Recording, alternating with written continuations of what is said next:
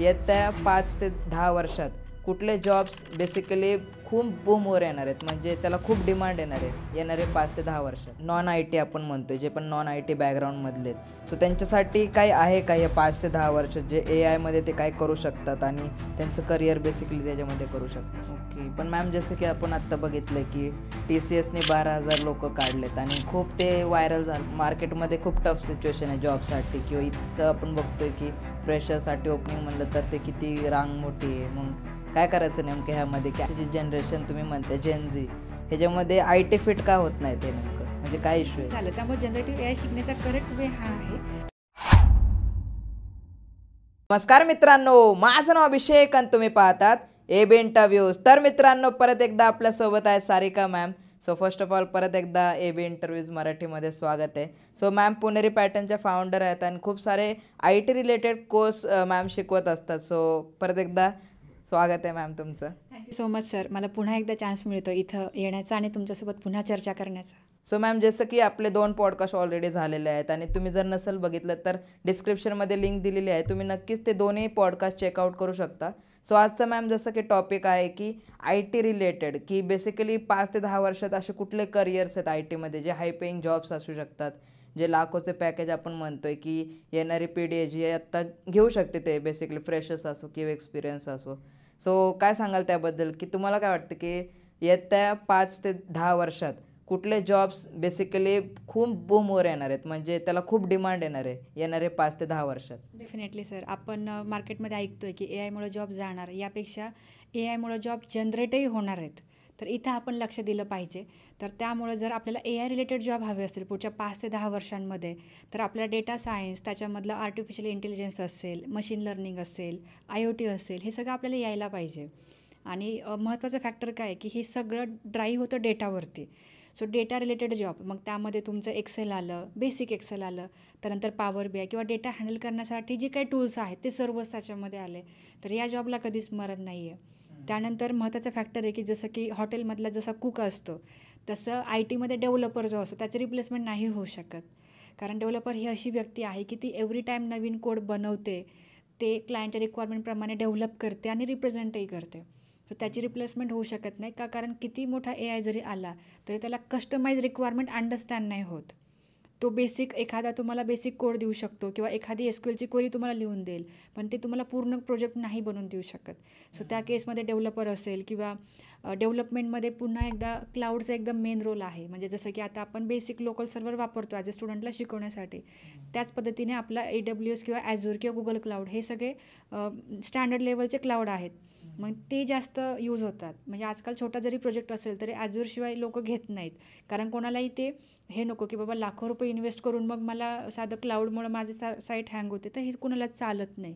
So त्यामुळं क्लाउडचे jobs खूप आलेत मार्केटमध्ये. पुन्हा डेव्हलपमेंटचे आहेत, डेटा सायन्सचे आहेत, डेटा अनालिस्ट तर आहेच आहे. या व्यतिरिक्त जनरेटिव्ह AI असेल किंवा प्रॉम्प्ट इंजिनिअरिंग असेल, तर हे जॉबसुद्धा मार्केटमध्ये आलेले आहेत आणि ते इथून पुढे येणार आहेत. आता याच्यामध्ये प्लस फॅक्टर काय आहे की ज्या मुलांना असं वाटतं आहे की माझा जॉब जाणार, तर हे खूप चुकीच्या ट्रॅकवर आहेत. मला असं वाटतं की AI शिकलं पाहिजे. म्हणजे तुम्हाला तुमच्या कामामध्ये जरी तुम्ही डेव्हलपर असाल तरी AI मला कसं यूज करता येईल माझ्या कामामध्ये, या शिकण्यावरती प्राधान्य दिलं पाहिजे.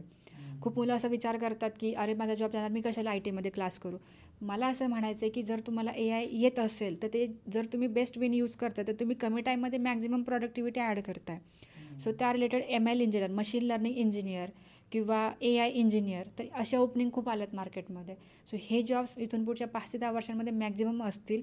आणि त्या उपर जाऊन जिथे आपलं डिझायनिंग डेव्हलपमेंट आहे, जसं की ग्राफिक डिझायनिंग असेल, एडिटिंग असेल, तर इथं अजून सुंदर जास्त चांगले टूल्स येतील जे एडिटर्सला आणि क्रिएटर्सला अजून जास्त हेल्प करतील. तर अशा पद्धतीने अजून जास्त इंडस्ट्री इव्हॉल्व होईल, अजून जास्त कन्व्हिनियन्स येईल कामामध्ये आणि अजून जास्त ओपनिंग्स येतील.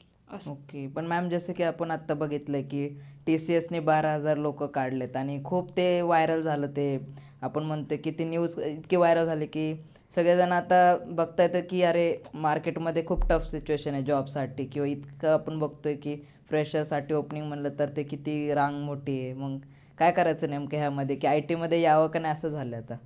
चालेल सर. जसं तुम्ही TCSचं एक्झाम्पल दिलं तर ते इंडियन ओरिजिनची कंपनी आहे. तर त्या कंपनीबद्दल जवळपास सगळ्यांना सर्व काही माहिती आहे. तर तुम्हाला हे पण आयडिया असेलच की TCSचे इंडिया लोकेशनचे जे एम्प्लॉय आहेत त्यांचा काउंट 5.5 लाख आहे ह्या मोमेंटला 2025मध्ये. तर 5.5 लाख लोकांपैकी जर 12,000 लोक जर निघत असतील बाहेर तर आपण अंदाज लावू शकतो की काही पर्सेंटमध्ये काढलेलं आहे. बरं, आता असं नाही की TCSनी त्यांना जाणून बुजून काढलं, कारण लोक ज्यावेळेस त्यांना कामावरून काढतात त्यावेळेस मला कंपनीने काढलं हे बाजू मांडतात, पण कंपनी त्यांची बाजू कधीच मांडत नाही. त्याचं रिझन हे की कंपनीने घेण्यासाठी खूप खर्च केलेला असतो. ड्राईव्ह कंडक्ट केले आहेत, इंटरव्ह्यू घेतले, डॉक्युमेंटेशन केलं आहे, ट्रेनिंग दिलं आहे, मग ॲसेसमेंट घेतली आणि एवढ्या सगळ्या प्रोसेस केल्यात. कशासाठी केल्यात? कारण त्यांनाही चांगले रिसोर्सेस हवेच होते ना. पण ज्या मोमेंटला तुम्हाला 6 महिने शिकवलं आहे, कंपनीने ट्रेनिंग पिरियडवरती ठेवलं आहे, ते केल्यानंतर ज्यावेळेस तुम्हाला असेसमेंट घेतली जाते किंवा एखादी टेस्ट घेतली जाते की बाबा आता प्रोजेक्ट आलं आहे आणि तुला हे तिथं काम करायचं आहे, त्या ठिकाणी जर तुम्हाला परफॉर्मन्स करता येत नसेल आणि तुम्ही 3ही अटेम्प्टमध्ये फेल होत असाल तर कंपनी ले ऑफ करणारच ना. तर महत्त्वाचा हा फॅक्टर समजून घेणं गरजेचं आहे की जर तुम्हाला ट्रेनिंगसाठी मटेरियल प्रोव्हाइड केलेलं आहे आणि तुम्हाला ते यूज करून जर तुम्हाला अपग्रेडेशन करता येत नसेल आणि तुम्हाला जर ते आउटपुट देता येत नसेल तर कंपनी त्याला ले ऑफ म्हणते साध्या भाषेत. त्यामुळं ह्या आकड्याकडे न बघता ॲटलिस्ट आपल्या स्किल अपग्रेडेशनवरती फोकस केला पाहिजे आणि पूर्ण तयारी केल्यानंतरच एखाद्या कंपनीत जॉईन झालं पाहिजे. कारण इंटरव्ह्यू क्रॅक करण्यासाठी जसं कम्युनिकेशन स्किल महत्त्वाचं आहे तसंच टेक्निकल नॉलेजही फार महत्त्वाचं असतं. कारण मुलांना सवय लागली की कॉलेजमध्ये जाऊन टीचरने शिकवण्याची, अचानक त्यांना कुणीतरी काहीतरी दिलं आहे रिसोर्स आणि त्याच्यातून तुम्ही अभ्यास करा मग तुम्ही एक्झाम लिहा असं जर सांगितलं तर सगळ्याच मुलांच्यानी ते क्रॅक होत नाही. हे समजून घेणं गरजेचं आहे. महत्त्वाचा फॅक्टर हा पण आहे की आत्ताचं जेनजी जनरेशन आहे, तर याच्यामध्ये timing issue, behaviour issue, professionalism हे सुद्धा फॅक्टर आपल्याला वगळता येण्यासारखे नाही आहेत. ह्यासुद्धा फॅक्टर्समुळे खूप कंपन्या रिजेक्ट करतात, खूप कंपन्या घेऊन पण एम्प्लॉई काढतात. काय नेमकं रिझन वाटतं तुम्हाला आजची जी जनरेशन तुम्ही म्हणताय जेनझी ह्याच्यामध्ये IT फिट का होत नाहीत? हे नेमकं म्हणजे काय इश्यू आहे? TVमध्ये इन्फॉर्मेशन मिळते आहे, मोबाईलमध्ये मिळते, खूप फास्ट मिळते. तेवढ्या फास्टमध्ये मुलं ॲब्झॉर्ब करतात, तेवढ्या फास्ट स्पीडने ते विसरूनही जातात. हा मेन प्रॉब्लेम झाला आहे. यामुळं पेशन्स कमी झालेत. याचं बेस्ट एक्झाम्पल काय आहे की आज आपण रील बघतो, आपल्याला क्षणिक आनंद मिळतो. मग असं जर आपल्याला हॅबिट झाली की आपण 2 तास हॅपी राहू शकतो तर आपण 2 तास थिएटरमध्ये जाऊन मूवी नाही बघू शकत. त्यामुळे मल्टिप्लेक्स थिएटरला आता हे ॲड करावं लागते की इथे येऊन तुम्ही गेस्ट लेक्चर कंडक्ट करा. एकेकाळी ते फुल असायचे पण आता ते नाही चालत. त्याचं हे मेन रिझन आहे. मग नेटफ्लिक्सच्या सिरीज असतील ह्या सगळ्या गोष्टींमुळे काय झालं आहे की जो डेटाचा ॲक्सेस आहे किंवा जो एंटरटेनमेंटचा ॲक्सेस आहे तो इतका फास्ट आहे. यामुळे ही हॅबिट झाली की माझ्यात पेशन्स नाही बसण्याचे, माझ्यात पेशन्स जास्त वेळ अभ्यास करण्याचे नाही आहेत, कारण मला फास्ट पाहिजे सर्व, तेवढ्याच फास्टमध्ये मी विसरतो. आणि दुसरं की मी कोणावर का अवलंबून राहू, आलं लक्षात. सो हा मेन इश्यू झाला आहे आणि त्यामुळं कदाचित हे बिहेवियर इश्यू किंवा प्रोफेशनलिझम लॅगिंग ह्या सगळ्या गोष्टी होतात. आणि सगळ्यात मोठा फॅक्टर हा आहे, म्हणजे त्याला मी मिथ म्हणेल, की जे इन्स्टावरती दाखवलं जातं, जे व्हिडिओज पोस्ट केले जातात ते खरे आहेत असं आजच्या जनरेशनला वाटतं आणि ते खरं आहे. मी आत्तापर्यंत जेवढे स्टुडंट्सला भेटले आहे, म्हणजे जे काही माझे स्टुडंट आहे किंवा बाहेरचे आहे, त्या सगळ्यांना मी पुन्हा पुन्हा हे सांगते, मी सगळ्यांना सांगेल की ही रियालिटी नसते. 80% कंटेंट हा पर्पजसाठी बनवलेला असतो. म्हणजे लाईक की त्यांचा पर्पज हा असतो की फॉलोअर्स वाढवणं, लाईक्स घेणं, शेअर वाढवणं. त्यांना हा फरक पडतच नाही की तुमच्या रीलमुळे समोरच्याच्या मनावर काय इम्पॅक्ट पडतो आहे, कारण त्यांच्या हातात हा कंट्रोल नाहीच आहे की ती रील लहान मुलगा बघतोय, मोठा माणूस बघतोय का मिडल एज बघतोय. आलं लक्षात. त्यामुळे तुम्ही ती खरी गोष्ट आहे याच्यावरती तुम्ही जाऊ नका. आणि हे सगळं बिहेवियर तिथून ते बघितलं जाते की मी याच्याशी उद्धटपणे बोललो म्हणजे मी चांगलं काम केलं, मी मालकासोबत असं बोललो म्हणजे मी चांगलं काम केलं. रिॲलिटी ती नाहीच आहे आणि हे रीलमध्ये ॲज अ जोक दाखवली जाते आणि ते मुलं आता करायला लागलेत आणि त्यामुळं रिजेक्शन्स आहेत, त्यामुळं ले ऑफ्स आहेत. पहिलं तर प्रोफेशनलिझमबद्दल मी बोलेल की आजकाल असं झालं आहे ना सर की मी आज जर सुंदर दिसले तर ती झाली माझी प्रायोरिटी. पण हेच लक्षात येत नाही की आज घातलेला ड्रेस माझ्या कलिगच्या उद्या लक्षात नाही राहणार. मी सगळ्यांना ओपन अपली सांगते की तुम्ही ना कुठलेही कपडे घालून जा आणि तुम्ही दुसऱ्या दिवशी विचारा, 4 लोकांना विचारा की मी काल कुठला ड्रेस घातला होता. त्यातले ना 3 लोक ही सांगूच नाही शकणार. त्यामुळं मी कसा दिसतोय यावरती तुम्ही नाही ठरवू शकत. IT कंपनीमध्ये खूप प्रोफेशनलिझम लागतं. मग ते कशामुळं रिफ्लेक्ट होतं, कपडे झाले किंवा तुमचं इन टाईम येणं झालं. आता काही लोक काय बोलतात की हां ठीक आहे ना, आम्ही 6:30पर्यंत थांबलो, मग 9:30ला आलो, मग काय झालं. पण नाही, काहीतरी डिसिप्लिन आहे, काहीतरी शिस्त आहे. मग ह्या गोष्टी फॉलो करणं गरजेचं आहे. मग ह्या गोष्टी जर रिपीटेडली व्हायला लागल्या किंवा आपल्याला प्रोफेशनल किंवा एक आपण फॉर्मल शूज म्हणतो, तर ते न घालता जर पैंजण घातले किंवा टुकटुक वाजणारे सँडल घातले, तर यामुळं काय होतं, सगळा फ्लोअर डिस्टर्ब होतो. मग ही सांगण्यासारखी गोष्ट आहे का? नाही आहे. पण आज जर मला फॅशन करायची, तर त्याला मला ऑकेजन ओळखता यायला पाहिजे की ती गोष्ट मी कुठं केली पाहिजे. मी एखाद्याच्या लग्नामध्ये जाऊन केलं पाहिजे का मी फ्लोअरवरती केलं पाहिजे, हे मेन प्रॉब्लेम्स आहेत. पुन्हा आणखी सिनियरसोबत बोलणं, सगळ्यात महत्त्वाची गोष्ट, लोकांना मेल लिहिता येत नाही. म्हणजे जर आपण म्हटलं ना सुट्टीचा मेल लिहायचा, तर ते सुद्धा म्हणजे ते ChatGPT, आणि मी ChatGPTला पर्स्पेक्टिव्ह कळत नाही सर, पॉईंट ऑफ व्ह्यू कळत नाही की तुम्ही लिहिताय कोणाला. प्रॉम्प्ट देण्यासाठी सुद्धा आपल्याला प्रॉपरच द्यायला लागते. तर तिथं रिक्वेस्ट करायची का इन्फॉर्म करायचं, इथून सुरुवात आहे. मग ह्यामुळे सुद्धा लोकांचे जॉब जातात आहेत. तर हे जेनजीचे आत्ताचे मेन प्रॉब्लेम्स आहेत. नॉन आय टी आपण म्हणतो, जे पण नॉन आय टी बॅकग्राऊंडमधले आहेत, सो त्यांच्यासाठी काय आहे का हे 5 ते 10 वर्ष जे AI मध्ये ते काय करू शकतात आणि त्यांचं करिअर बेसिकली त्याच्यामध्ये करू शकतात? डेफिनेटली सर, नॉन आय टीमध्ये सगळ्यात मोठा चॅलेंज काय झालं आहे, आता कोरोनाने आपल्याला शिकवलं आहे की सगळे जॉब गेले पण IT जॉब टिकून राहिले. घरातून का असेना त्यांना पोटापाण्यासाठी नोकऱ्या होत्या, त्यांनी कमवलं.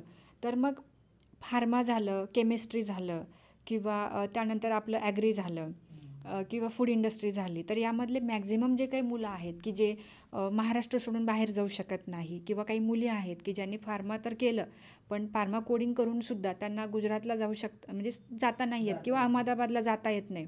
फार कमी मुलं तिथे जाऊन सेट होतात, नाही तर बाकी तर नाहीच जात. आणि आपण महाराष्ट्राची जर गोष्ट केली ना, तर ह्या इंडस्ट्री फार्माच्या फार कमी आहेत, केमिकलच्या तर अक्षरशः इंडियामध्ये पण नाही आहेत. तर हा मेन इश्यू आहे. आणि मेकॅनिकलचे कंडिशन तुम्हाला खूप चांगल्याने माहिती आहे, खूप जास्त ऑटोमेशन आलं आहे आणि त्यामुळं लेबर वर्क शिल्लक राहिलं आहे. तर यामुळं जे क्रीम जॉब आहेत, तर हे जास्तीत जास्त IT मध्ये. मग ह्या लोकांनी काय केलं पाहिजे, पहिली गोष्ट, हे सगळ्या टेक्नॉलॉजी शिकण्यावरती फोकस केला पाहिजे. मग त्यामध्ये पहिली गोष्ट ही आहे की इंग्लिश कम्युनिकेशन. बाबा मी आर्ट्स केलं आहे आणि मला इंग्लिश येत नाही असं म्हटलं तर काही नाही होणार, पण इंग्लिश शिकण्यावरती फोर्स केला पाहिजे. त्यानंतर महत्त्वाचा फॅक्टर हा आहे की जे कोडिंग असतात तर ते न चूज करता ॲटलिस्ट डेटा अनालिस्ट किंवा सोपे कोर्सेस केले पाहिजे, असं मला म्हणायचं आहे. जसं डिफिकल्ट गोष्टीमध्ये जाऊन वर्ष व्हायला घालवण्यापेक्षा, जसं की असं होतं ना काही मुलांचं, तर बनलो तर डेव्हलपर. अरे पण ते बनण्यासाठी तुझं वर्ष व्हायला जात असेल तर त्याचा उपयोग नाही ना. तर त्यापेक्षा इझी गोष्टी, जसं की सॉफ्टवेअरचे टूल असतात काही काही, समजा पॉवर BI असेल, टॅब्लो असेल, हे शिकलं पाहिजे. याने काय होतं की आपल्याला एंट्री मिळते ITत. एक्सेल असेल, एकदा का एंट्री मिळाली तर मग तुम्हाला पुढे किती ग्रोथ मिळणार हे तुमच्यावरती अवलंबून असतं. पण सुरुवात करण्यासाठी सोपे कोर्सेस करून मग एंट्री घेतली पाहिजे. म्हणजे असे कुठले कोर्सेस आहेत ज्याच्या IT म्हणजे हे कोर्सेस केले की IT मध्ये एंट्री मिळते? डेफिनेटली याच्यामध्ये डेटा अनालिस्ट बेस्ट ऑप्शन आहे, फायनान्शियल अनालिस्ट आहे, बिझनेस अनालिस्ट आहे, त्यानंतर क्लाउड आहे, सपोर्टवाल्यांचे जॉब असतात, क्लाउड सर्व्हर सपोर्टचे जॉब आहेत हे आहे, किंवा त्यानंतर कॉन्टेंट क्रिएशनचं पण आहे. असे बरेच जॉब्स आहेत. मग त्याच्यामध्ये तुमचं कम्युनिकेशन असेल किंवा तुमचं सॉफ्ट स्किल असेल, त्यानंतर टेक्निकल स्किल असेल, एवढं जज करतात आणि पुढे एंट्री घेतात. पण डायरेक्ट तुम्ही डेव्हलपमेंटला गेलात किंवा डेटा सायन्सला एकदम डिफिकल्ट गोष्टीला गेलात तर ती गोष्ट शिकण्यासाठी जास्त वेळ लागतो. त्यामुळे हा सर्वस्वी तुमचा कॉल आहे की जर तुम्हाला घरच्यांनी सांगितलं की बाबा 1 वर्षभर वेळ घे, तर तुम्ही बिनधास्त त्या गोष्टी करा आणि डेटा सायंटिस्ट बना. पण जर असं आहे की नाही बाबा माझ्या खांद्यावरच घर चाललं आहे आणि मला ते करून जर क्लास करून मग IT मध्ये जायचं आहे, तर त्या केसमध्ये शॉर्ट टर्म कोर्सेस करूनच मग प्रयत्न केला पाहिजे. कारण खूप मोठी इन्व्हेस्टमेंट, खूप वेळ, आणि त्याच्यानंतर जर अजून वेळ लागला प्लेसमेंटला तर मग मुलं थोडेसे डिमोरलाइज होतात. सो त्यापेक्षा ह्या गोष्टी केल्या पाहिजे. मग हे सगळं करून कुठले रोल भेटतात IT मध्ये, मग त्यामध्ये तुम्हाला भेटू शकतं डेटा अनालिस्ट तर आहे, डेटा इंजिनियर आहे, मार्केट रिसर्च आहे, परत त्यानंतर फायनान्शियल अनालिस्ट आहे, डॉक अनालिस्ट आहे. म्हणजे जेवढं काही ज्या वर्डमध्ये अनालिस्ट येतं ना ते सगळे जॉब्स मिळतात आणि ते फार इझी आहेत. म्हणजे त्याच्यामध्ये फार तुम्हाला असं डीप जायची आवश्यकता पडत नाही. तर त्यामुळं त्याच्याने एंट्री घेतली पाहिजे आणि त्याच कंपनीमध्ये 1-2 वर्ष चांगलं काम करून मग पुढे डेटा सायन्स असेल किंवा दुसऱ्या कुठल्याही क्षेत्रात आपण पुढं स्विच केलं पाहिजे. पण आधीच मला ते करायचं आहे असं म्हणून जर करायला गेलं तर ती गोष्ट तुमच्यासाठी फार नवीन आहे. आलं लक्षात? सो अशा वेळेने. ओके. सो ह्याच्यामध्ये आपण आता बघतो ना IT मध्ये हायब्रिड कल्चर चालू आहे किंवा मग फ्रीलान्सिंग वर्क हे खूप चाललं आहे. सो ह्याच्याबद्दल काय सांगाल, म्हणजे फ्युचर काय आहे याचं? याच्यामध्ये कसं आहे ना सर, की ज्या जॉबवरती खरंच फिजिकल प्रेझेन्सची गरज नाही तर ते जॉब अजूनही हायब्रिड आहेत. I accept that. आणि ते तिथं आहेत की जिथं करणाऱ्याला पण माहिती की बाबा मी केलंच पाहिजे, नाहीतर मला प्रॉब्लेम होईल, माझा जॉब चालला जाईल. तर तिथं ते आहे. पण ॲज अ फ्रेशर जर आपण म्हटलं ना तर मला असं वाटतं फ्रेशरनी कंपनीत गेलं पाहिजे. का? कारण फ्रेशरनी ते शिकलं पाहिजे आजकाल मॅक्झिमम डिग्र्या ह्या रिमोट मिळतात किंवा हायब्रिड म्हणजे आपण म्हणतो ना कॉलेजला जायची गरज नाही, ऑनलाईन मिळतात. मग जर डिग्री ऑनलाईन, जर कामही ऑनलाईन, आपलं डेव्हलपमेंट कसं होणार? सो त्यापेक्षा ते करणं गरजेचं आहे. आणि जिथं तुम्हाला अनुभव येईल, एक 3-4 वर्षांतर तुम्हाला चांगला अनुभव येईल, मग त्यानंतर तुम्ही वर्क फ्रॉम होममध्ये एक्सपेक्ट करा. पण ते करत असताना छोटीशी इन्व्हेस्टमेंट तुम्हालाही करायला लागेल. एक चांगला लॅपटॉप, एक सेपरेट रूम ज्याच्यामध्ये आवाज नको आहे, इंटरनेट चांगलं पाहिजे, 500-600 रुपये महिन्यावाले इंटरनेट पाहिजे, किंवा घरात अजून एक सपोर्टिंग पर्सन पाहिजे जो तुमच्या मुलांना बघेल, केअर घेईल, किंवा स्वयंपाकाचं कोणीतरी जबाबदारी घेईल, असं पण पाहिजे. असं नाही की बाबा हायब्रिड भेटलं मग मला सगळंच मोकळं मैदान झालं, मी नाही काम केलं तरी चालेल, असं नाही. उलट IT मध्ये सगळ्या स्ट्रिक्ट हे असतात, डेडलाईन्स असतात. मग ह्या नाही अचीव झाल्या तर पुन्हा मग रात्री जागून काम करायला लागतं. सो असं नाही आहे की मिळणार नाही, ऑब्व्हियसली IT मध्येही मिळतं.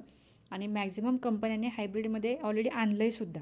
पण ज्या ठिकाणी कंपनीला प्रॉफिट किंवा टर्नओव्हर होत नाही त्या ठिकाणी त्या कंपन्या पुन्हा आणखीन ऑफिसला यायला लावतात आहेत.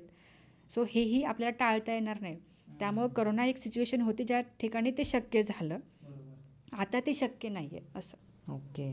सो जसं की मॅम आता मी रिसर्च जेव्हा केली तेव्हा असं कळलं की असे म्हणजे बेसिकली फक्त 5 ते 10 असे फील्ड्स आहेत जे बेसिकली खूप बूमवर आहेत, जे आपण आता डिस्कस केलेच आहेत. पण ह्याच्या डिटेलमध्ये मला तुमच्याकडून जाणून घ्यायचं की नेमकं ह्याच्यामध्ये असतं काय आणि किती स्कोप आहे, किंवा ह्याचं स्टार्टिंग पॅकेज किती असतं, एलिजिबिलिटी काय, क्रायटेरिया काय असतो, म्हणजे काय काय स्किल्स रिक्वायर्ड आहेत हे सगळं. सो बेसिकली फर्स्ट आहे की डेटा ॲनालिस्ट किंवा डेटा सायंटिस्ट. सो हे बेसिकली काय असतं आणि ह्याला स्किल सेट किती रिक्वायर्ड आहे, आणि स्टार्टिंग पॅकेज जर फ्रेशर म्हणलं तर किती भेटतं, आणि जर एक्सपिरियन्स असेल तर किती?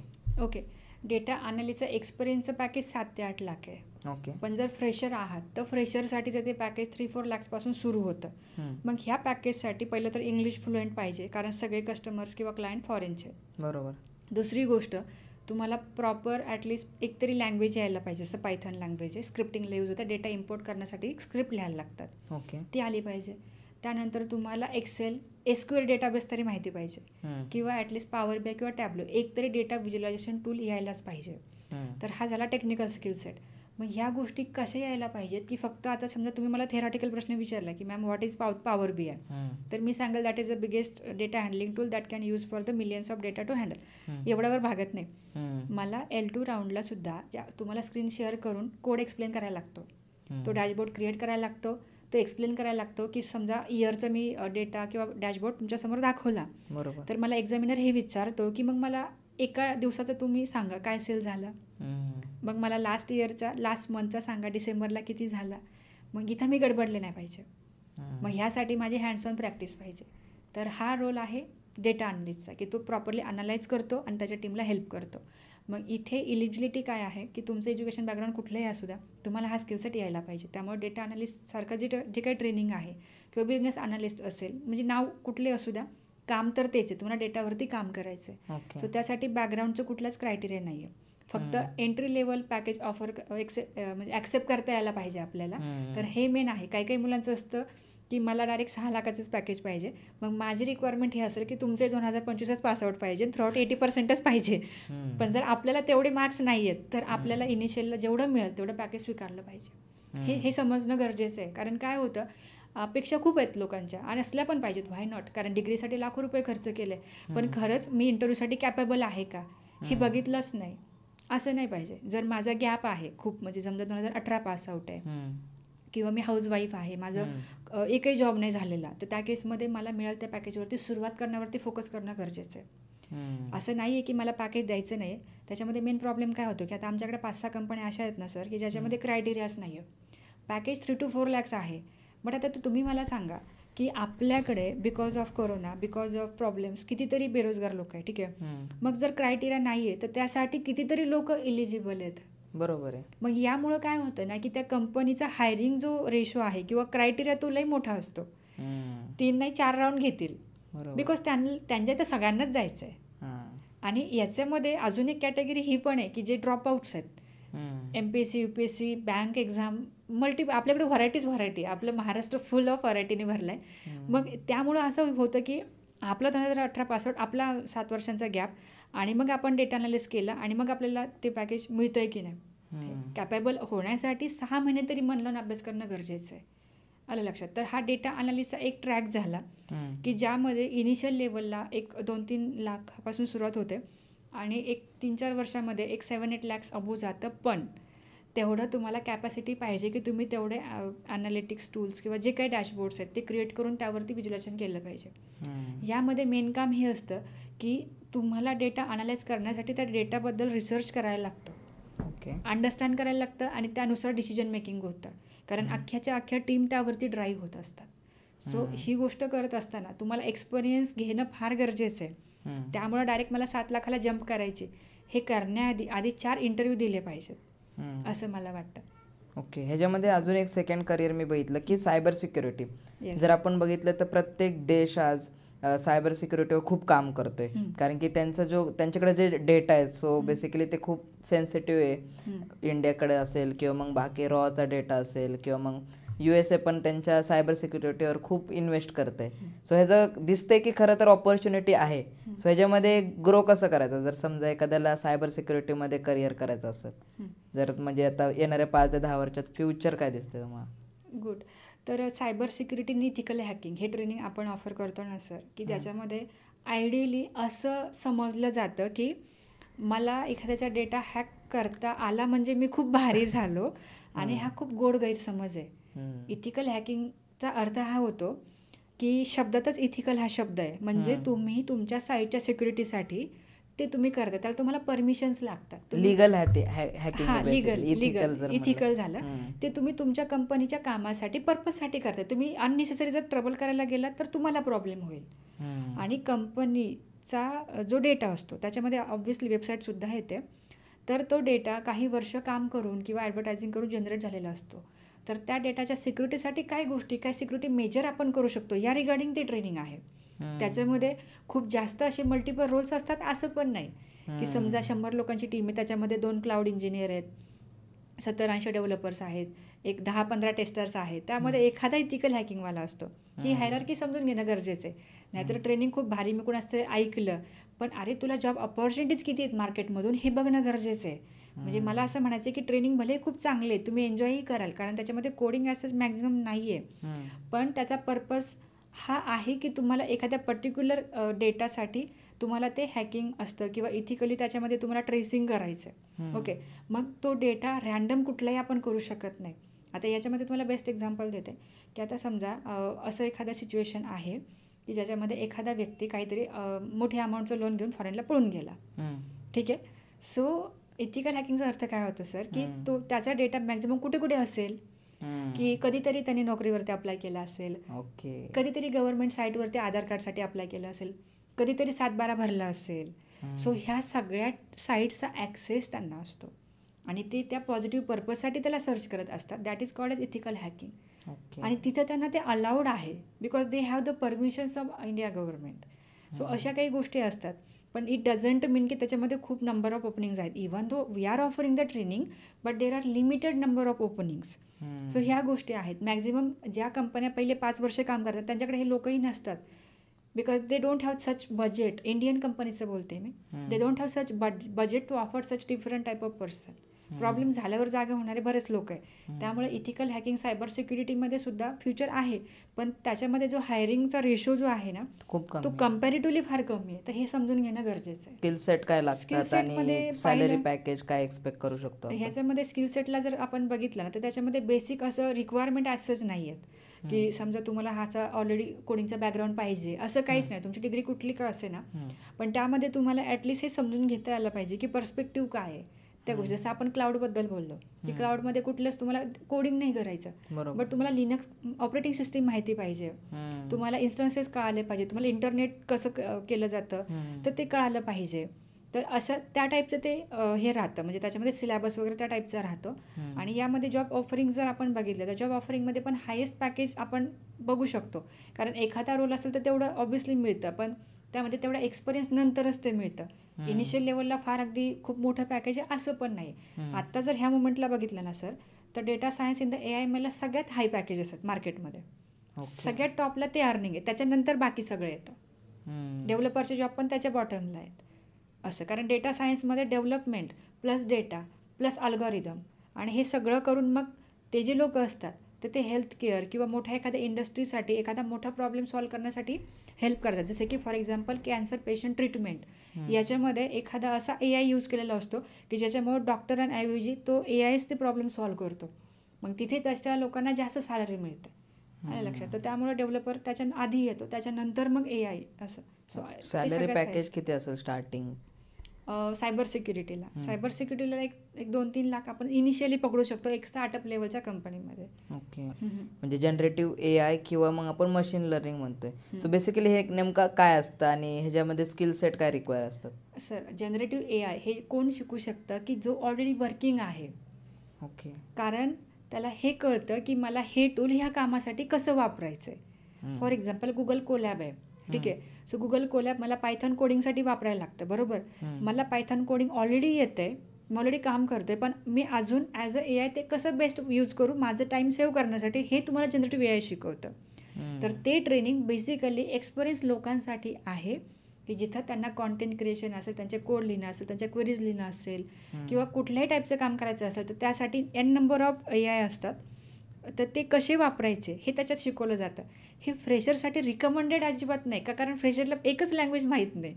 मग तो जनरेटिव्ह AI डायरेक्टली शिकून तर कसं होईल. म्हणजे ते असं झालं ना सर की direct A for apple to direct Z. So ते असं झालं. त्यामुळे जनरेटिव्ह AI शिकण्याचा करेक्ट वे हा आहे की तुम्हाला ऑलरेडी पहिलं तर एक लँग्वेज प्रॉपरली यायला पाहिजे. डेव्हलपमेंट आयदर तुम्हाला यायला पाहिजे, तुम्हाला एखादं फ्रंट एंडचं टूल माहिती पाहिजे, क्लाउड माहिती पाहिजे. ह्या डेव्हलपमेंट रिलेटेड असेल किंवा डेटा सायन्स रिलेटेड तुम्हाला जर सर्व माहिती प्रॉपरली, तर मग तुम्ही AI शिका. मग तुम्हाला कळेल की अच्छा हे असं मी मॅन्युअली करत होतो, आता मला AI इथं असं हेल्प करत आहे, तर ते समजेल असं. नाहीतर ते कॉपी पेस्ट सारखं झालं, बरोबर. काहीच न शिकता मी डायरेक्ट AI वापरला म्हणजे मी कॉपी केलं. मग आपलं जे डेव्हलपमेंट आहे ब्रेनचं तर ते ऑब्व्हियसली नाहीच होणार आणि आपल्याला ते कळणार पण नाही की आउटपुट करेक्ट आहे की नाही असं. ह्याच्यामध्ये मग पॅकेज किती असतं किंवा मग स्किल सेट? जनरेटिव्ह AIला जर आपण एक्सपिरियन्स पकडलं कोणी, एक 30-40% सॅलरी हे आरामात मिळते सर. कारण की ऑब्व्हियसली तुम्ही समोरच्या कंपनीचा टाइम सेव्ह करताय. आज जर तुम्ही एखादा डेव्हलपर आहात आणि तुम्हाला माहिती आहे की मला ही 15 लाईनची क्वेरी लिहिल्यानंतर मला हे आउटपुट आलं पाहिजे, बरोबर, तर तुम्ही ते AI कडून लिहून घेऊ शकता ना. मग या केसमध्ये तुमचा टाइम वाचला, सो तुम्ही अजून प्रोडक्टिव्ह झालात. सो कंपनीला असे लोक पाहिजेत की जास्तीत जास्त ते प्रोडक्टिव्ह होते. त्या केसमध्ये ग्रोथ जास्त पटकन मिळते. हे मी प्रेशरला कधीच रिकमेंड नाही करू शकत असं. आणि ह्याच्यामध्ये एक मी नेमकं एक शब्द ऐकलं, प्रॉम्प्ट इंजिनिअरिंग. म्हणजे हे काय असतं नेमकं? प्रॉम्प्ट इंजिनिअरिंगचा अर्थ होतो प्रॉम्प्ट देणं. प्रॉम्प्ट म्हणजे काय की मी एक्झाम्पल देते ChatGPT, बरोबर. त्याला आपण प्रॉम्प्ट देतो. कशी देतो आपण? Hello, I want your help today, I am very, काय जे काय असेल आपली हेल्थ आपण ते सांगतो. I am very stressed, I need your help. As a friend आपण ट्रीट करतो आणि मग आपण आपला प्रॉब्लेम मेन्शन करतो, बरोबर, ठीक आहे. पण आता तिथे मी लिहिलं की आज माझा घसा दुखतोय, can you recommend me a tablet. मग तो फक्त घशाचीच देईल, बरोबर. पण असं जर झालं की त्याच्यावरूनही माझं दुखणं नाही राहिलं, तर माझं हे काम आहे की मला डिटेलमध्ये प्रॉब्लेम मेन्शन केला पाहिजे. किती दिवसांपासून मला हा त्रास होतोय, घशासोबत माझं अजून काय काय दुखतंय आणि आता मला एक्झॅक्टली तुझ्याकडून काय एक्सपेक्टेड आहे, बरोबर. याला करेक्ट प्रॉम्प्ट देणं म्हणतात. सो तो एक मेजॉरिटी ऑफ फॅक्टर आहे. दुसरा फॅक्टर असा आहे की समजा तुमच्याकडे N नंबर ऑफ लोक काम करतात, त्यांनी तो कॉन्टेंट लाईक टेक्स्ट असेल, इमेजेस असेल, व्हिडिओ असेल जनरेट केला, ओके, आणि तो कॉन्टेंट डायरेक्ट क्लायंटला गेला, तर तिथं प्रॉब्लेम काय होईल की तो खरंच ॲज पर एक्सपेक्टेशन आहे की नाही. सो त्यासाठी एक चेक करणारा व्यक्ती बसलेला असतो. तर तो क्रॉस चेक करतो की अरे हा कॉन्टेंट ॲज पर रिक्वायरमेंट आहे का, ॲज पर नाही का जे काय एक्सपेक्टेड आहे त्याप्रमाणे आहे का. होऊ शकतं की तो वेगळा कुठला कॉन्टेंट आहे किंवा त्याचा पॉईंट ऑफ व्ह्यू कदाचित वेगळा आहे. सो यासाठी प्रॉम्प्ट इंजिनिअरिंग ही अशी पोस्ट आहे की ज्याच्यामध्ये तुम्ही ते सगळे प्रॉपरली प्रॉम्प्ट देता, त्याच्यामधून करेक्ट कॉन्टेंट जनरेट करता की जो क्लायंटला एक्सपेक्टेड आहे. कारण एवढं ब्रेन प्रत्येकच एम्प्लॉईकडे नसतो, आलं लक्षात. तर त्यामुळे तशा पोझिशन्स आता ओपन व्हायला लागल्यात आणि ती आताची गरजच आहे असं. मग यामध्ये सुद्धा चांगले पॅकेजेस असतात. ओके. आणि सॉफ्टवेअर इंजिनियर म्हणजे आपण म्हणतो ना सॉफ्टवेअर टेस्टर, सो ह्यांचं काय फ्युचर आहे फ्युचरमध्ये? सॉफ्टवेअर टेस्टरचं फ्युचर मी तर हेच सांगाल की त्यांचे जॉब शिफ्ट व्हायला लागले. जसं मी मागच्या वेळेस पण बोलले होते, ओके, की पहिलं तर मॅन्युअल टेस्टिंग होतं, त्याच्यानंतर ऑटोमेशन आलं, मग त्यानंतर पुन्हा RPA आलं आणि आता पुन्हा एकदा त्यांना प्रोडक्ट मॅनेजरमध्ये टाकायला लागलेत. म्हणजे त्यांचं जे काही काम आहे ते फार प्रोडक्टिव्ह नाही आहे. त्या व्यतिरिक्त तुम्ही क्लायंटच्या रिक्वायरमेंटही गॅदर करा, बरोबर, तुम्ही ते अनालाइजही करा आणि मग तुम्ही चेक करून द्या.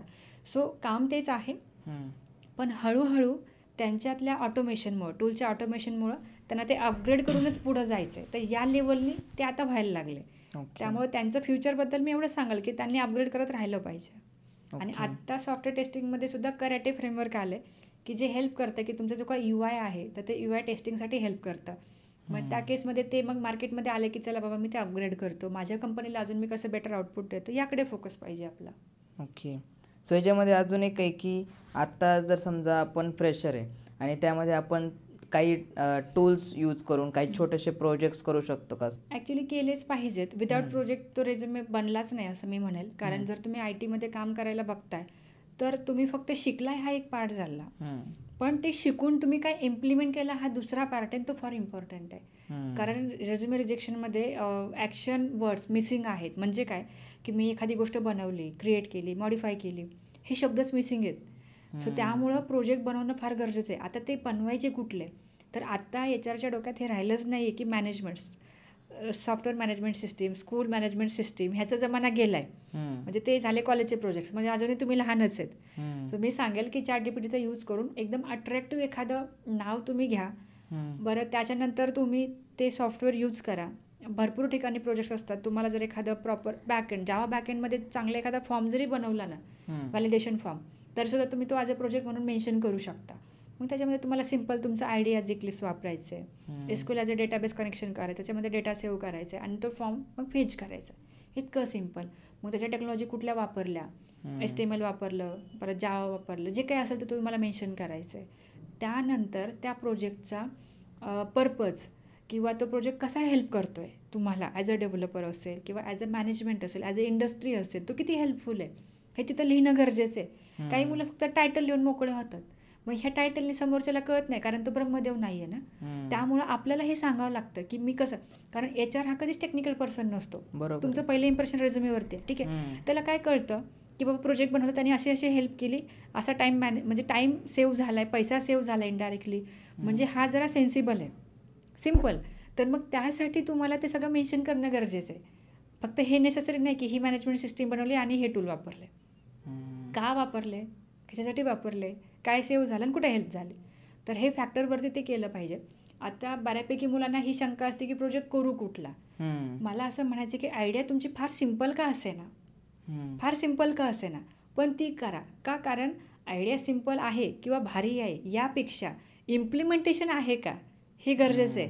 तो प्रोजेक्ट तुमच्या लॅपटॉपमध्ये रन होतोय का, तो आउटपुट देतोय का, कुठल्याही कंडिशनमध्ये तो रन होतोय का, किंवा तो प्रोजेक्ट गिटहबवरती अपलोड करून ठेवला आहे का. जर माझा लॅपटॉप क्रॅश झाला तर मला ऑन द स्पॉट दाखवता यायला पाहिजे की सर ही या माझ्या प्रोफाईलमध्ये हा प्रोजेक्ट आहे, आपण एकदा बघूयात प्ले करून. हे करणं गरजेचं आहे आणि हे बऱ्याच मुलांना जमत नाही, त्यामुळे रिजेक्ट होतात बरेच सारे मुलं. बेसिकली जसं की आपण HR बद्दल बोलतोय, सो HR बेसिकली रिझ्यूम मध्ये काय काय बघतात, कोणते असे पॉईंट्स नेमके बघतात आणि त्याच्यावरून ते सिलेक्ट करतात एखाद्या स्टुडंटला? पहिले 20% वरूनच ठरवतात की घ्यायचं की नाही. मग पहिले 20% मध्ये काय येतं, तुमचं नाव, तुमचं डेजिग्नेशन, की कशासाठी तुम्ही जॉब बघताय. खूप मुलं ते लिहितच नाही. फॉर एक्झाम्पल रिक्वायरमेंट आहे React.js डेव्हलपर, तुम्ही लिहिले फुल स्टॅक डेव्हलपर, कशाला घेतील ते. त्यानंतर इम्पॉर्टंट फॅक्टर आहे तुमचे कॉन्टॅक्ट डिटेल्स. जर तुम्ही IT साठी जॉब बघताय आणि तुमचा ईमेल आहे सोनू मोनू रॉकेट इंजिनियर 1 2 3 4 5 6, हे प्रोफेशनलिझम जर तुमचं असेल तर का ते फोन करतील, हा मेन प्रॉब्लेम आहे. आणि त्यानंतर इम्पॉर्टंट आहे तुमचा करिअर ऑब्जेक्टिव्ह. तर ह्या काही गोष्टी आहेत की ज्याच्यावरून HR ठरवतात की मला घ्यायचं की नाही किंवा मला कॉल करायचा आहे की नाही. तर हे खूप नीट आणि क्लीन पाहिजे. करिअर ऑब्जेक्टिव्हमध्ये मी इमिडिएट जॉईनर आहे, माझ्याकडे ही डिग्री आहे आणि हे नॉलेज आहे, हेच लिहिलं पाहिजे. अजूनही 99% जनता कॉपी पेस्ट करते गुगलवरून. हे कधीही करू नका. तुम्ही एक युनिक पीस आहात, तुम्हाला युनिक नॉलेज आहे, तुम्ही तुमचं लिहा साध्या भाषेतल्या, ते HRला कळतं. त्यावरून सिलेक्शन होईल का नाही हे समजतं. त्यानंतर एज्युकेशन लिहा, ती तुमची प्रॉपर्टी आहे.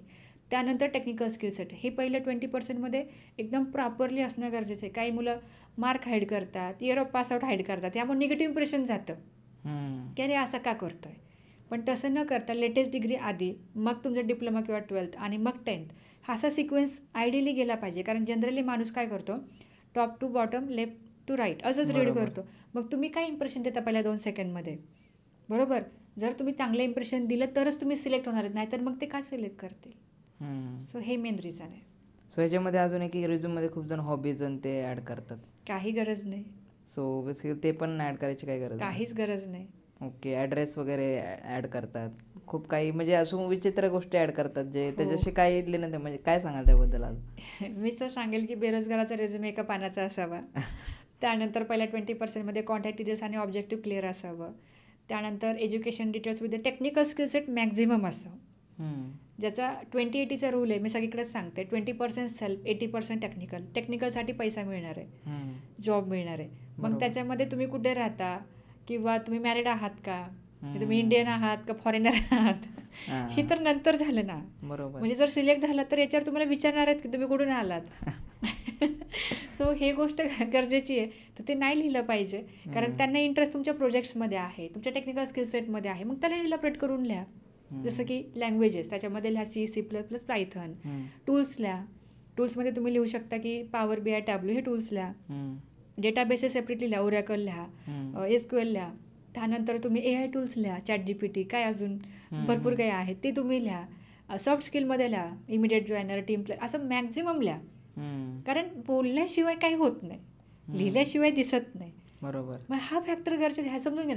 नाही तर विनाकारांच्या गोष्टी लिहून तो रेझ्युमे काय उपयोगाचाच नाही. त्याच्यावरून शॉर्ट लिस्टिंग होत नाही. रेझ्युमेचं शॉर्ट लिस्टिंग हे नेहमी एज्युकेशन आणि तुमचं टेक्निकल स्किल सेट याच्यावरूनच होतं. आणि फार तर फार प्रोजेक्ट्सवरून होतं. प्रोजेक्ट्स मॅक्झिमम ॲड केले पाहिजेत. म्हणून काही 10 पानाचा नाही बनवायचा. ॲटलिस्ट 2-3 प्रॉपर प्रोजेक्ट्स पाहिजेत. मग त्यामध्ये ते ठळक दिसलं पाहिजे की ती प्रोजेक्टचं काय प्रॉपरली निश आहे, कुठले लँग्वेज वापरले आणि त्याच्यामधून काय क्रिएट केलं हे दिसलं पाहिजे. या मेन गोष्टी. मग तुमचं सिलेक्शन का नाही होणार बघा. मग अशा टाईपचं.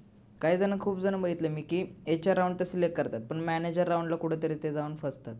सो नेमकं म्हणजे मॅनेजर राऊंडला काय एक्सपेक्ट करतात मॅनेजर्स आणि का रिजेक्ट होतात ते बेसिकली? याच्यामध्ये पहिलं तर रिझन लोकेशनचं आहे. मी गावाला राहतो, इथं 8 दिवस लागते नाही यायला, हे सगळे कारणं असतात. किंवा त्यानंतर मग सॅलरीबद्दल डिस्कशन, ओव्हर एक्सपेक्टेशन असतं की मला एवढंच पाहिजे, कंपनी सांगते तुला एवढं भेटेल, नंतर तुला एवढं वाढेल. काही लोक निगेटिव्हली घेतात प्रोबेशन पिरियडला की आता समजा एखाद्या कंपनीने सांगितलं की प्रोबेशनमध्ये जर तुझं चांगला परफॉर्मन्स असेल तुला ऑन जॉब पॅकेज आम्ही लवकरात लवकर देऊ. हा शहाणा असा विचार करतो की नाही दिलं तर काय, मग असं निगेटिव्ह विचार करतात. परत त्यानंतर लोकेशनबद्दल खूप हे राहतं, म्हणजे ॲज अ हाऊसवाईफचं खूप हे राहतं की मी ऑफिसला नाही जाऊ शकत. बरोबर. ह्यानंतर अजून भरपूर रिझन्स आहेत की काही लोक म्हणजे त्यांचं जे काही आन्सर असतं त्याला पॉझिटिव्हली टर्न अराउंड करत नाहीत. मी विचार करून सांगतो, म्हणजे अशा गोष्टी असतात. सो मला बेसिकली हेच म्हणायचं की पहिलं तर तुम्ही ॲक्सेप्ट करा गोष्टी, कारण तुम्हाला जॉब हवा आहे. त्यानंतर डॉक्युमेंटेशनमध्ये आहेच ना चान्स.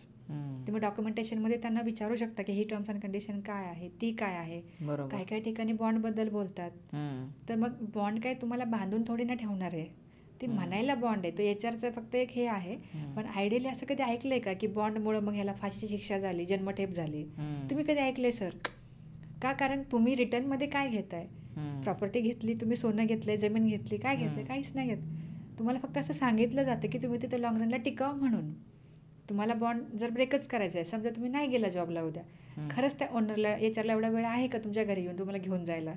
तुम्ही त्यांचे 15,000चे एम्प्लॉई आहात, तर मग ते तुम्हाला तुमच्यासाठी त्यांचा वेळ का बरबाद करते?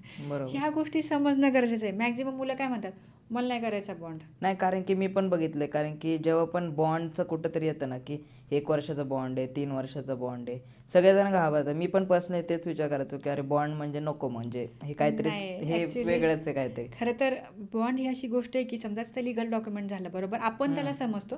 खरं तर ते नॉर्मल पेपर्स असतात आणि आपण कधी लिगली गेलो पाहिजे जिथं आपलं सोनं चांदी आहे, जमीन आहे, पैसा आहे, व्यवहार आहे, तिथे ते केलंच पाहिजे. It should be written.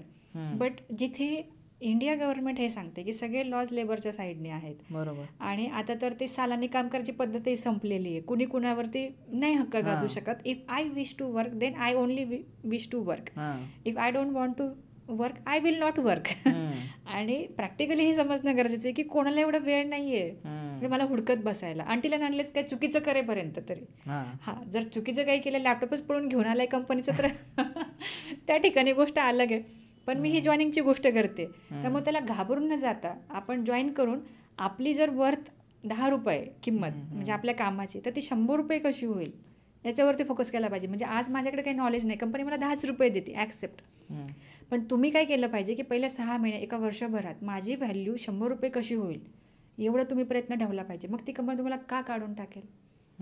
त्यांना माहिती ना की यांनी 4 इंटरव्ह्यू दिले की याला कळेल मार्केटमधून की याची व्हॅल्यू 100 रुपये, ते तुम्हाला 100 रुपये का नाही देणार हे समजून घेणं गरजेचं आणि इथं फोकस करणं गरजेचं आहे. तर हे मेन रिझन्स आहेत. जनरेशन बघतोय मी की त्यामध्ये की जर कंपनी लिव्ह करायचं डायरेक्ट लॅपटॉप घेऊन घरी गेलेत, मग ते हरवलाय कुठंतरी काय झालंय, मग ते खूप वेगळ्या वेगळ्या पद्धतीने हे करतात, बॅगच देत नाही मग कंपनीमध्ये येऊन.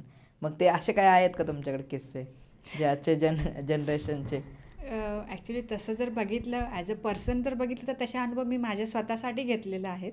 म्हणजे लाईक माझ्या टीममध्ये अशा गोष्टी घडलेल्या आहेत. पण हां, ॲज अ स्टुडंट आय टीमध्ये मी असं नाही पाहिलं कधीच. म्हणजे माझे जे काही स्टुडंट्स आहेत तर त्यांनी आत्तापर्यंत असं काही बिहेव तर नाही केलं कुठे. बाहेरचे ऐकायला भेटतं असं करतात लोक, पण ती फार निगेटिव्ह इमेज आहे. कारण किती नाही म्हटलं तरी बिझनेस आणि मी बिझनेसला सपोर्ट करतो. आज एनिवेज तुम्ही ॲज अ एम्प्लॉई म्हणून जरी कुठे इंटरव्ह्यू देत असाल तरी तुमचं एक दुःख आहे ते तुमची साईड झाली. बरोबर. पण आज माझा एक व्यवसाय आहे आणि जर तुम्ही असं कृत्य केले आधी, ऑब्व्हियसली उद्या तुम्ही माझ्याकडे का नाही करणार? सो त्यामुळं असं सन्मानाने सांगणारे लोकांना मी हेच सांगेल की असं काही सांगू नका आणि असं करू पण नका. कारण यामुळं जे आपलं नाव असतं ना हे ते खराब होतं. महत्त्वाचा फॅक्टर काय आहे की आपल्याला जे डॉक्युमेंट मिळणार असतात तर ते सगळे मिळत नाही. जसं की रिलिव्हिंग लेटर असेल, एक्सपिरियन्स लेटर असेल, सॅलरी स्लिप असेल, हे सगळं काही जातं आणि यामुळं आपले 1-2 वर्षाचा गॅपही दिसू शकतो आणि काही बोलता पण येत नाही. कारण PF अकाउंट ऑलरेडी ओपन झालेलं असं समोर काय बोलणार? बरोबर. तर त्यापेक्षा असं न करता ॲटलिस्ट एक प्रामाणिक एम्प्लॉय राहून आपण काम प्रॉपर करणं गरजेचं आहे. आणि उद्या कदाचित त्याच HRने चांगल्या ठिकाणी आपल्याला रेफरन्स दिला तर आपल्याला तो उपयोगाचा सुद्धा असणार आहे. त्यामुळे प्रत्येक व्यक्तीशी चांगलं रिलेशन ठेवलं पाहिजे, कोणाशी असं नाही वागलं पाहिजे असं.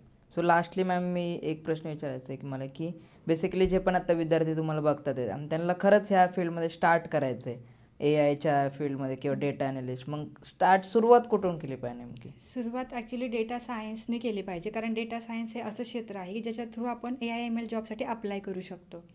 बिकॉज मशीन लर्निंगचे अल्गोरिदम समजण्यासाठी तुम्हाला पायथॉन लँग्वेज आली पाहिजे, डेटाबेस हँडल करता यायला पाहिजे, लायब्ररीज माहिती पाहिजे, त्यानंतर मॅथेमॅटिक्स आलं पाहिजे. सो बेसिकली स्टॅटिस्टिक्स किंवा मॅथेमॅटिक्स बॅकग्राऊंडची मुलं असतील किंवा ज्यांचं कोडिंग बॅकग्राऊंड असेल तर अशा मुलांसाठी हे फार इझी आहे, ते करू शकतात.